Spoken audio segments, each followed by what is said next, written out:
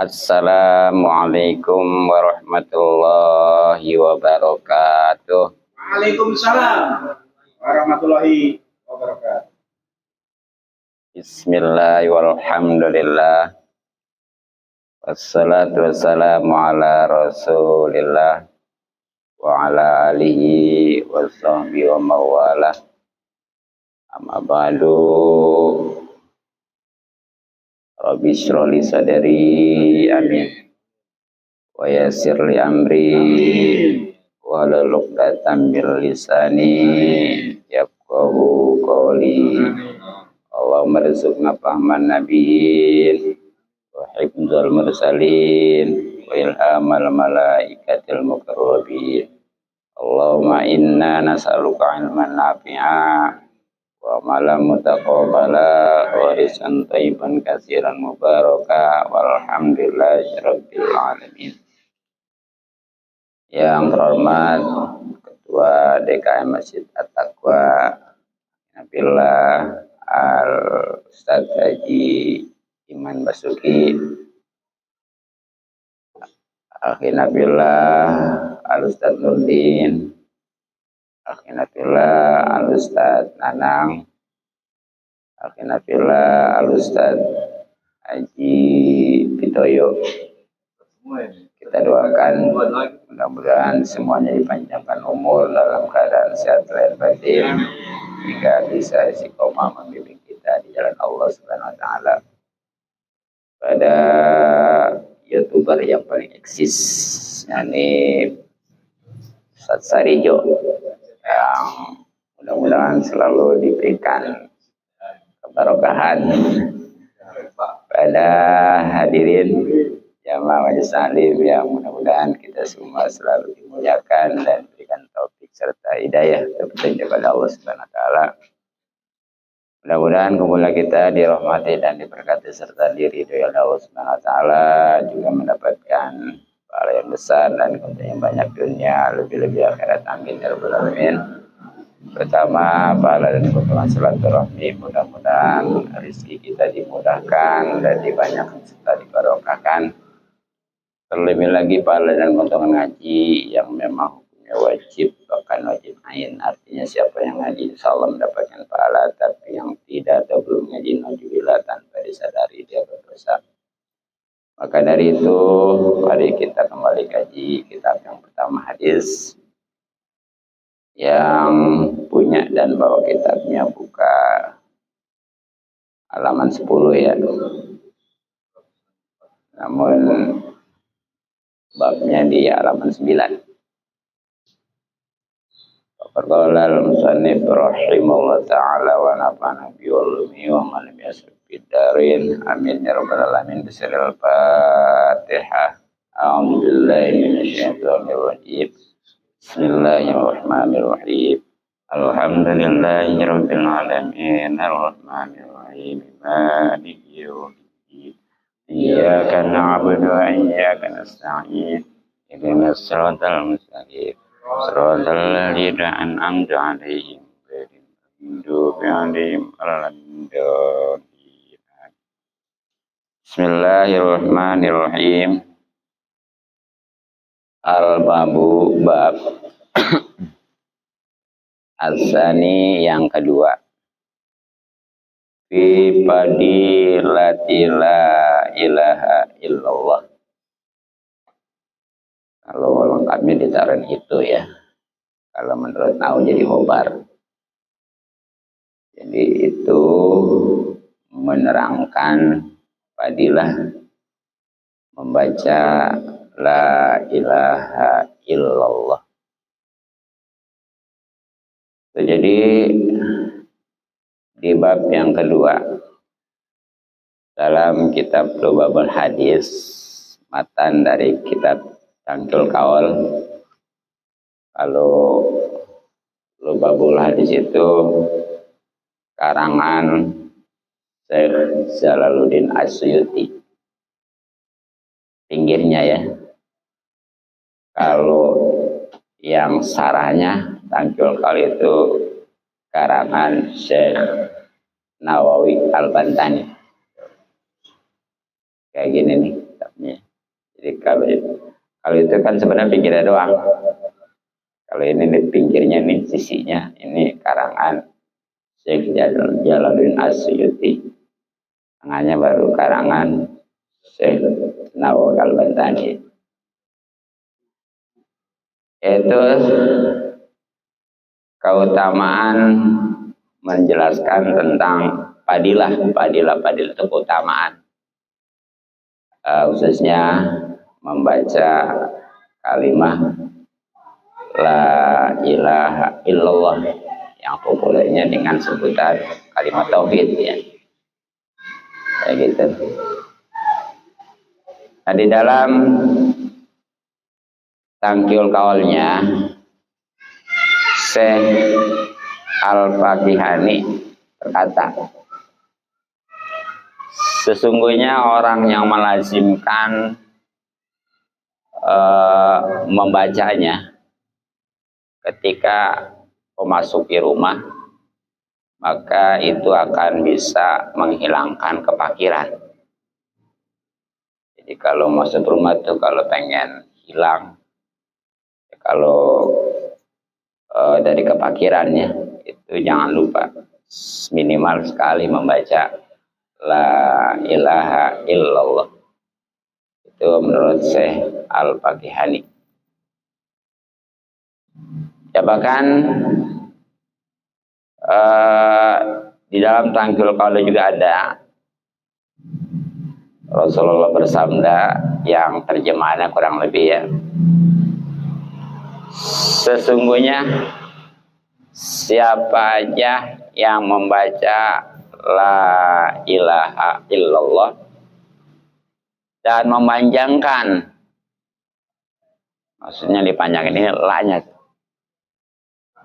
La ilaha illallah ya. Iya, yang pertama. Nah itu akan diruntuhkan, artinya dihapuskan 44.000 dosa, bahkan dari dosa-dosa besar. Ya, jadi kalau orang ngebaca sekali aja, dipanjangin la-nya.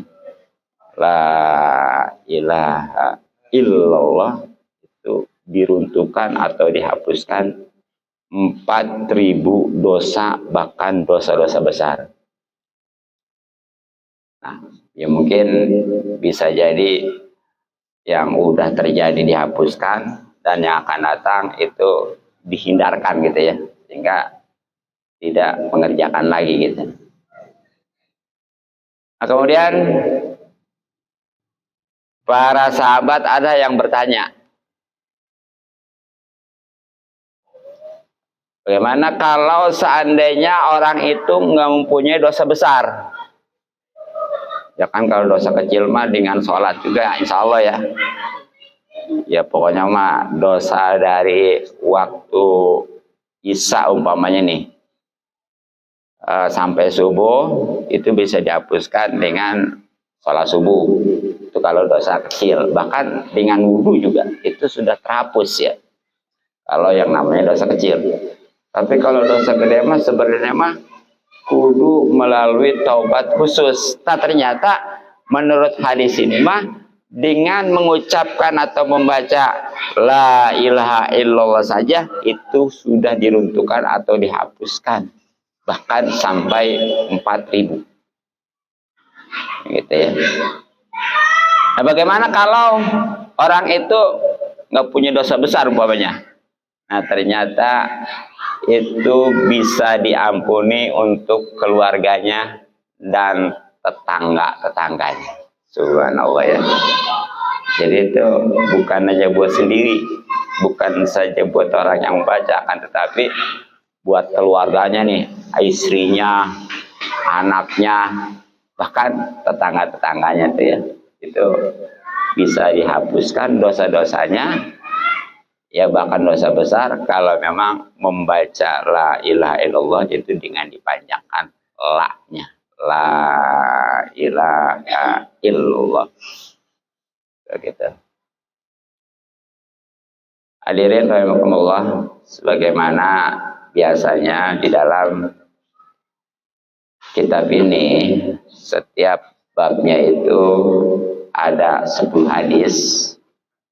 Maka untuk hadis yang pertama nih,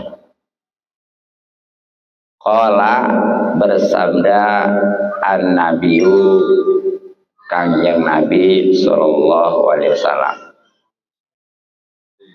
man qala barang siapa yang mengucap kulla yaumin setiap hari la ilaha illallah Muhammadur Rasulullah, yang artinya tiada Tuhan yang berhak disembah dengan sebenar-benarnya kecuali Allah, Nabi Muhammad itu utusan Allah, mi'ata marrah 100 kali. Ja'a maka datang ia yaumal kiamati pada hari kiamat, wa wajuhu sedangkan keadaan wajahnya kal badri itu seperti bulan purnama, bercahaya terang ya, tapi menyejukkan gitu. Jadi untuk yang pertama nih keutamaan daripada membaca la ilaha illallah, tapi ditambah dengan Muhammadur Rasulullah sebanyak 100 kali. Maka itu keuntungannya, Allah nanti di hari kiamat wajahnya itu seperti bulan purnama, terang tapi menyejukkannya. Iya, makanya nanti kalau di sana ada orang wajahnya itu terang ya, tapi sejuk, itulah mungkin waktu di dunianya dia senantiasa membaca la ilaha illallah Muhammadur Rasulullah 100 kali ya. Itu yang pertama. Kemudian waqala dan bersabda Nabi sallallahu alaihi wasallam, afdhalul zikri, zikir yang paling utama, kalau ngikutin itu mah seutama-utamanya zikir gitu ya. Ini biasanya suka di mudhaf dengan mudhaf ilaih suka dibalik, dalam istilah nahwu itu ada ya. La ilaha illallah ialah kalimah la ilaha illallah. Wa afdalu doa, dan doa yang paling utama, ini juga sebenarnya mah paling utama doa sebenarnya ya. Tapi sekali lagi dibalik juga. Alhamdulillah itu ialah kalimah alhamdulillah. Jadi yang kedua keuntungan dari membaca la ilaha illallah itu merupakan zikir yang paling utama. Walaupun yang namanya zikir itu sebenarnya mah mengingat Allah ya. Sedangkan mengingat Allah itu banyak caranya.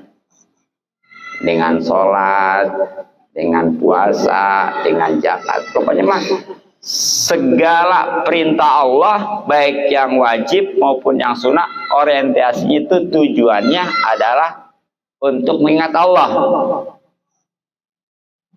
Tapi dari sekian banyak zikir, itu yang paling utama adalah membaca la ilaha illallah. Apa sebabnya? Bisa demikian. Karena yang namanya kalimah la ilaha illallah adalah kalimat tauhid. Sedangkan tidak ada yang membandingi daripada kalimat tauhid, karena yang namanya kalimat itu luar biasa. Khususnya nih ya, ketika kita itu mengucapkan la ilaha, itu meniadakan segala Tuhan. Ketika illallahnya itu menetapkan adanya Tuhan, tapi hanya Allah Subhanahu wa taala. Makanya di dalam itu ada istilah nafi, ada istilah isbat gitu ya. Dan kalau dalam tarekat itu biasanya nih kalau membaca la ilaha illallah gitu ya. Jadi la-nya itu ditarik dari bawah sekali nih ya sampai ke atas lah. La, terus ilahanya ke kanan tapi agak ini dia ke atas dada ini ya. Ini ya. Nah, ketika ilallahnya ditarik ke kiri di bawah dada. 2 jengkal itu ya. Iya. Makanya kalau ada orang yang suka zikir suka la ilaha illallah la, itu begitu maksudnya. Tapi sebenarnya kalau kebanyakan puyeng lagi. Iya. Itu mau biasanya sih walaupun 3 ya, kalau yang benar caranya itu nikmat benar yang namanya zikir itu. Gitu ya. Nah, makanya tuh dari sekian banyak kebahagiaan, ketenangan, tidak ada yang membandingi daripada ketika seorang itu sudah benar-benar mentauhidkan Allah Subhanahu wa taala. Orang kalau sudah benar mentauhidkan Allah Subhanahu wa taala, udah nggak ada takut lagi. Udah nggak ada galau lagi. Udah nggak ada stres lagi deh. Iya. Karena itulah.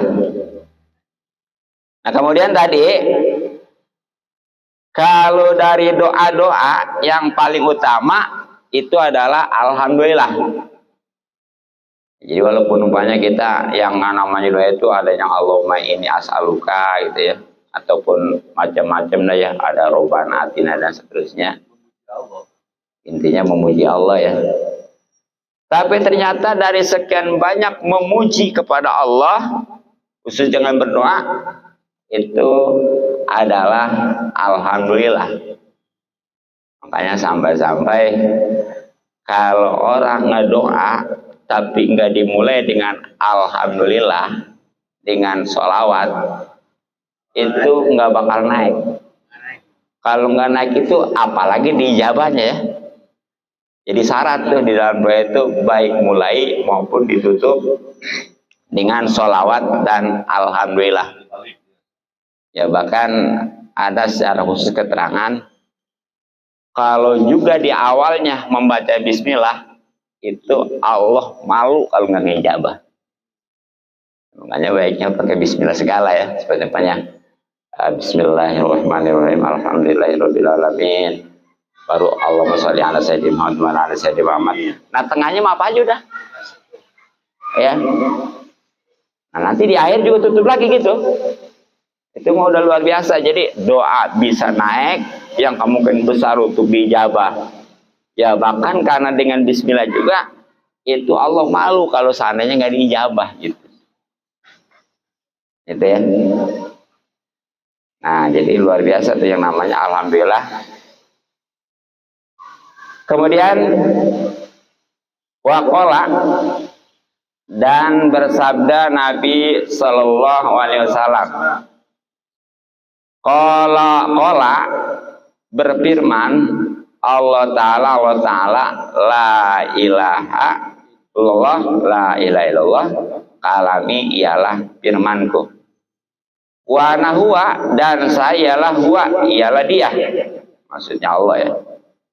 Makanya mangkolaha barang siapa yang mengucapkan la ilaha illallah dakhala maka masuk ya yusni pada bentengku, ke dalam bentengku. Wa man dakhala dan siapa yang masuk yusni ke dalam bentengku amina maka selamat lah ia min iqabi daripada siksaku. Jadi yang ketiga nih hadis tentang keutamaan la ilaha illallah, di mana Nabi bersabda tapi menyampaikan firman Allah Subhanahu wa taala. Yang ini disebut dengan hadis kursi ya. Hadis kursi. Jadi hadis itu ada 2, ada hadis Nabi, ada hadis kursi. Bedanya apa? Kalau hadis Nabi mah memang lafaz dari Nabi, tapi artinya mah maknanya mah tetap dari Allah. Atas dasar malayantiku anil hawa in huwa illa wahyu yuha gitu ya. Jadi tidak sembarangan Nabi itu berkata kecuali semuanya atas dasar wahyu yang diwahyukan. Itu. Sedangkan kalau hadis qudsi, lafaz dari Allah mana apalagi? Ya tadi hadis Nabi juga dari Allah mana mah ya. Tapi enggak jadi mujizat. Makanya enggak ada di Al-Qur'an. Gitu. Dan seandainya orang itu lagi punya junub sekalipun membacanya nggak masalah. Ya, bahkan seandainya ada lembaran, kita nggak punya wudhu megang boleh. Itu hadis qudsi. Karena nggak jadi mujizat. Bagaimana kalau masalah bacanya ya? Tetap aja ibadah ya. Hadis juga kita ibadah kalau baca, apalagi diamalkan nantinya. Tapi kalau yang namanya udah firman Allah, itu ada ya, karena jadi mujizat. Jangan sembarangan. Khususnya menurut mazhab Syafi'i, ketika dia itu nggak punya wudhu, nggak boleh megang. Bahkan ketika punya junub, baca juga nggak boleh. Haram ya. Itu namanya Al-Quran atau firman Allah Subhanahu wa Ta'ala. Nah, bagaimana nih? Allah Subhanahu wa Ta'ala berfirman ya, la ilaha illallah, itu kalamku, ini firman Allah ya. Ya karena memang itu yang mana kan artinya tiada Tuhan yang berhak disembah dengan sebenar kecuali Allah. Itu ada pada dasarnya adalah firman Allah ya.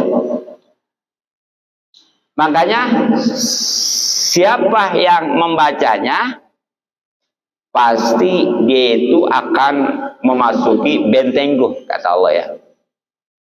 Dan kalau orang itu sudah memasuki bentengku, kata Allah, firman Allah ya, maka dipastikan juga dia itu akan selamat dari siksaku. Itu ya. Luar biasa. Nah, berkenaan dengan ini nih, ada di kitab Tangkil Kawal ya. Kitab Tangkil Kawal yang ini ceritanya panjang. Khususnya yang diceritakan oleh Abdul Wahid bin Zaid. Ya, panjang nih.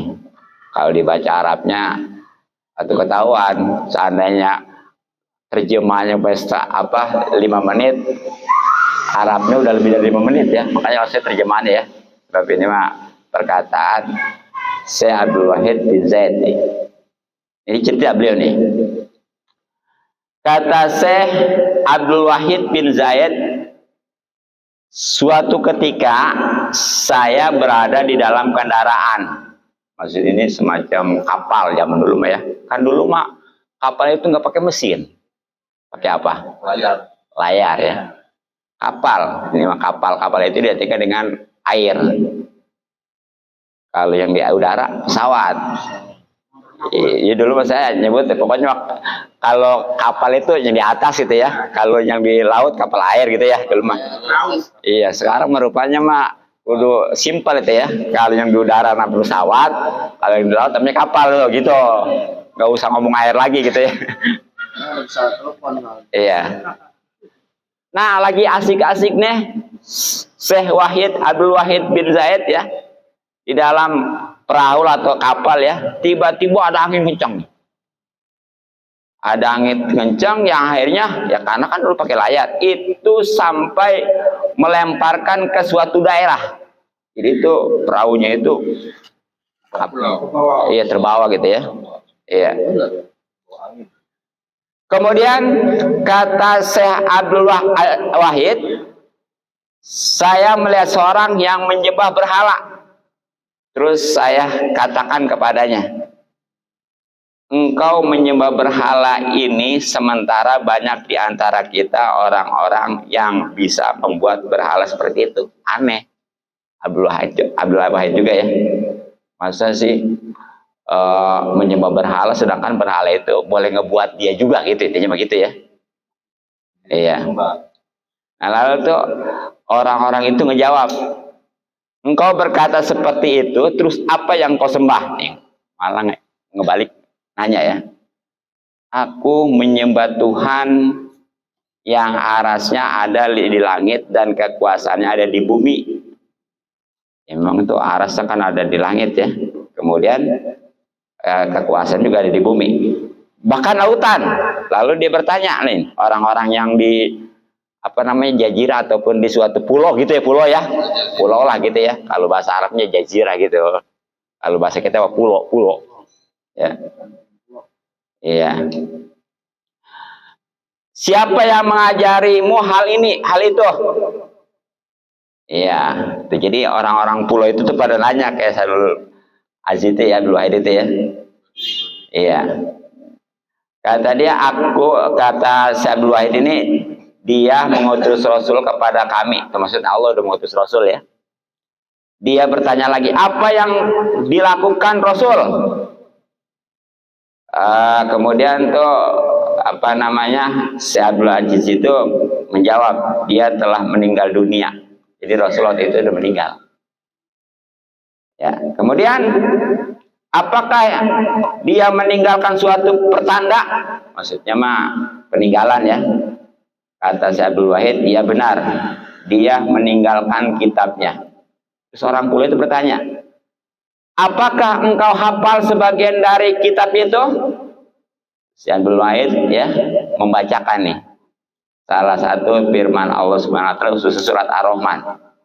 Terus ya Ar-Rahman, Allamal Quran dan seterusnya gitu ya. Itu begitu si Abdul Wahid itu membaca surat Ar-Rahman terus sampai menangis ya. Sampai hatam, baru orang-orang pula itu berkata, seharusnya pemilik kalam itu tidak didurhakai itu. Malah dia gitu ya, mestinya itu orang ajar, maksudnya yang punya pemilik kalam itu maksudnya Allah gitu ya, nggak layak kalau untuk didurhakai, apalagi sampai menyembah kepada yang lainnya. Nah, kemudian Syekh Abdul Wahid ini menawarkan Islam kepadanya itu, kepada orang-orang pulau itu. Dan orang pulau itu menerimanya. Menerima ya. Lalu dibawanya tuh dalam perjalanan menggunakan perahu tadi ya. Jadi sekarang mah angin udah nggak ini gitu. Nah, sampai pada saat malam menjelang, Syekh Abdul Wahid itu mengerjakan sholat Isya dan bersiap-siap untuk tidur. Kemudian tuh orang Arab itu, orang pulau itu bertanya mendekati. Bagaimana katanya? Kata orang, apakah dia, maksudnya Allah ya, Tuhan yang memberikanmu petunjuk dan agama ini juga tidur? Ya, karena kan Syekh Abdul Wahid mah tidur tuh ya, udah sholat sudah apa tidur. Nah sekarang malah ditanya, apakah Tuhan juga tidur? Nah, dijawab, tidak, dia adalah zat yang hidup dan tidak bergantung pada apapun juga, tidak pernah tidur. Kan ada di ayat kursi ya. La takhuju sinatu wala naum. Jadi Allah mah jangankan tidur, ngantuk juga kagak. Ya, apalagi tidur mah. Nah, mendengar jawaban itu, orang pulau itu berkata, engkau adalah seorang hamba yang sangat buruk, engkau tidur sementara Tuhan terjaga, nggak pernah tidur ya. Malah dibalikin gitu ya. Oh, kalau begitu kamu ini nggak beradab katanya. Tuhan kamu nggak tidur, kok kamu malah tidur gitu ya. Nah, setelah kami sampai di daratan ya dan hendak berpisah, aku kumpulkan beberapa dirham untuknya nih, untuk orang pulau itu tapi dia malah berkata, untuk apa ini semua? Dikasih nggak mau. Buat apa ini?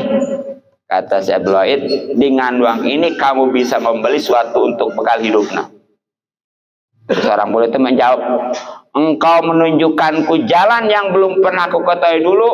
Aku tidak menyembahnya saja, dia tidak menelantarkan, apalagi sekarang setelah mengenalnya, tidak mungkin dia menterlantarkanku. Jadi luar biasa ya, lebih hebat dia gitu ya. Dulu aja saya katanya kayak nggak menyembah, nggak pernah kelaparan, nggak pernah terlantar, atau apalagi sekarang saya udah beriman, udah Islam ya, nggak mungkin tuh. Iya. Nah, selang 3 hari ini setelah kami berpisah, kata Syekh Abdul Wahid ya, aku mendengar bahwa dia sekarat. Mautunya orang pulau itu tadi ya. Bagaimana? Aku terus mendatanginya dan bertanya kepadanya, apakah engkau punya keinginan? Dia menjawab, Zat yang telah mengeluarkanku dari daerah itu, Allah telah memenuhi semua keinginanku. Setelah itu, aku tertidur di sampingnya dan bermimpi melihat perempuan muda di dalam sebuah taman yang menghijau. Dia berkata, cepatlah kau bawa dia ke sini. Sungguh sudah sekian lama aku merindukannya. Lalu aku terbangun dan kulihat dia sudah mati itu. Jadi tadinya hanya di impian gitu ya.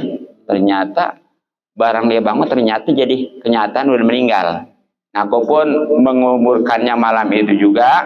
Kemudian aku tidur kembali dan mimpi bertemu dengannya sedang memakai mahkota di kepalanya. Di sekelilingnya ada bidadari dan dia membaca ayat wal malaikatu yadkhuluna alaihim min kulli bab. Salamun alaikum bima sabartum fa ni'mal badar. Ya, artinya para malaikat itu masuk kepada mereka dari setiap pintu dan mengucapkan salam intinya. Nah, inilah ya buah kalau memang meyakin sudah bisa mengucapkan kalimat tauhid la ilaha illallah, itu hakikatnya dia sudah masuk kepada benteng Allah. Kalau sudah masuk kepada benteng Allah, pasti dia akan selamat dari siksa, bahkan justru akan mendapatkan nikmat gitu ya. Nah, iya, diantaranya itu gitu ya. Mungkin 3 hadis dulu ya. Mudah-mudahan manfaat selanjutnya kajian kita fikih. Wallahu a'lam bishawab.